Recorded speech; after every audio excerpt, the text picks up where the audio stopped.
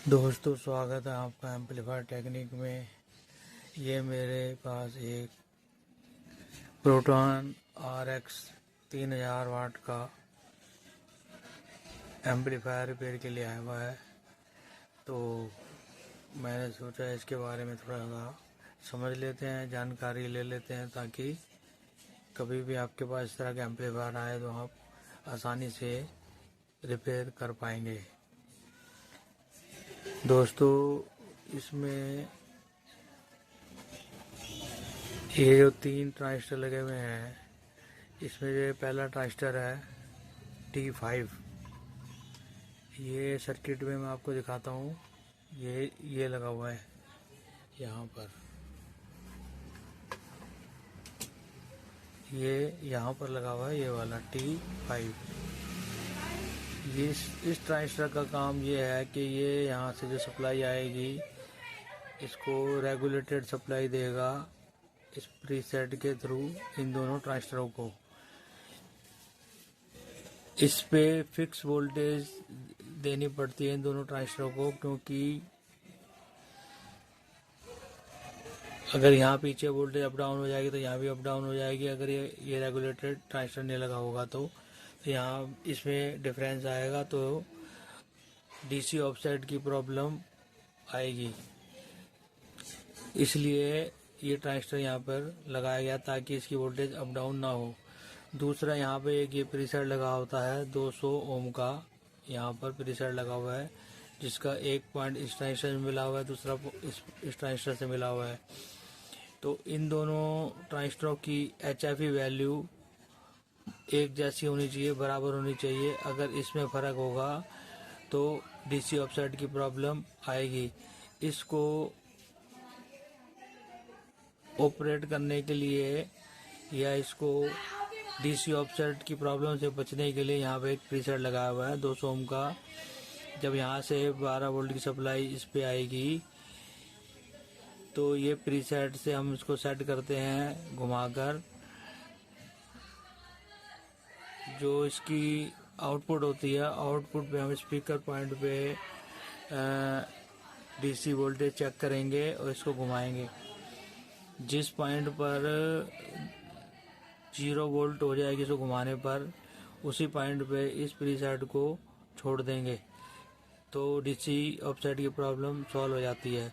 कई बार चलते चलते लंबे समय के बाद में इन दोनों ट्रांजिस्टरों की HFE वोल्टेज में फ़र्क आ जाता है। जैसे HFE वोल्टेज में फ़र्क आ जाएगा तो स्पीकर पॉइंट पे डीसी वोल्टेज आनी शुरू हो जाएगी। उससे स्पीकर ख़राब होने की प्रॉब्लम आ जाती है।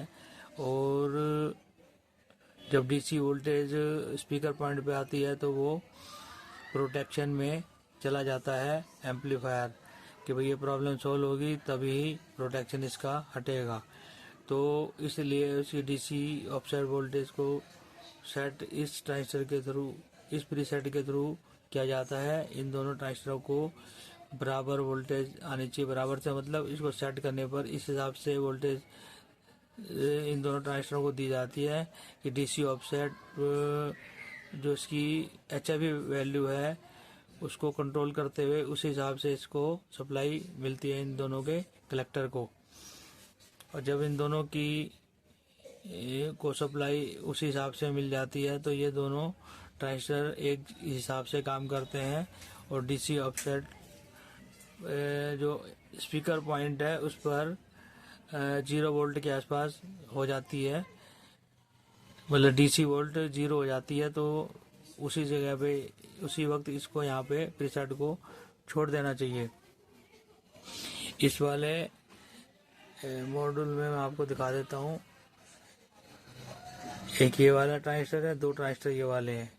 जो 2 ट्रांजिस्टर ये वाले हैं वो ये दोनों हैं, और ये वाला जो ट्रांजिस्टर है ये वाला है, ठीक है।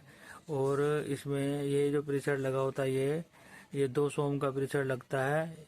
200 ओम का प्रीसेट ये वाला है। इसकी जगह पे इसने गलती से ये गलत लगा रखा है, 2K का लगा रखा है। यहाँ पर 2K, यहाँ पे लगा रखा है 1K का। तो ये वाला जो है ये 200 ओम का होना चाहिए और ये वाला 3K का होना चाहिए। ये वाला जो प्रीसेट है 3K का होना चाहिए और ये वाला जो प्रीसेट है ये 200 ओम का होना चाहिए। तो इसके हिसाब से इसकी वैल्यू भी आप इस सर्किट के अनुसार समझ लेंगे, ठीक है। तो उसके हिसाब से ये आपका काम, मतलब कभी प्रॉब्लम आएगी तो आप इसके हिसाब से ओके कर लेंगे। और यहाँ पर ये एक जीनर लगा हुआ है, ये वाला जीनर है, ये है IN 4744 कोड नंबर लिखा हुआ है।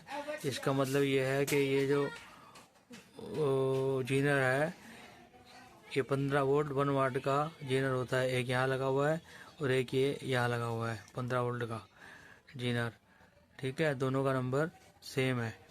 तो यही जानकारी मैं अभी इसके बारे में दूंगा, फिर धीरे धीरे स्टेप बाय स्टेप इस एम्पलीफायर को ओके करूंगा और आपको बताता जाऊंगा कि कहाँ पर क्या है और किस तरीके से करते हैं। इसके अंदर अभी आउटपुट के ट्रांजिस्टर सारे खराब हैं, वो निकले हुए हैं, काट दिए गए हैं, ठीक है। वो सारे ट्रांजिस्टर मैं नहीं लगाऊंगा और फिर आपको इसकी स्टेप बाय स्टेप, जैसे यहाँ पे ये IC लगा हुआ है इसकी वोल्टेज नापूंगा और सर्किट बना दूंगा, सर्किट में उसकी वोल्टेज लिख दूंगा ताकि आपको दिक्कत ना आए।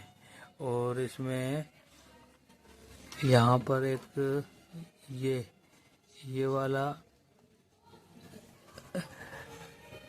ये जो ट्रांजिस्टर लगा हुआ है और एक ये प्रीसेट लगा हुआ है, ये ट्रांजिस्टर की 22 वोल्टेज के लिए लगा हुआ है।